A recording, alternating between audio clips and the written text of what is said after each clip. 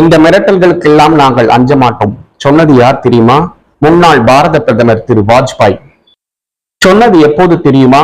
1999ஆம் ஆண்டு கார்கில் போர் நடந்த சமயம் அது. அப்போதைய பாரத பிரதமர் திரு வாஜ்பாய் பாகிஸ்தான் நாட்டை பார்த்துத்தான் இப்படி கூறினார். கார்கில் போரில் தோல்வி அடையும் தருவாயில் இருந்த பாகிஸ்தான் என்ன செய்வதென்று அறியாமல் திணறிக் கொண்டிருந்தது. அந்த நேரம் பார்த்து அமெரிக்கா பாகிஸ்தானிற்கு ஆதரவாக களம் இறங்கியது.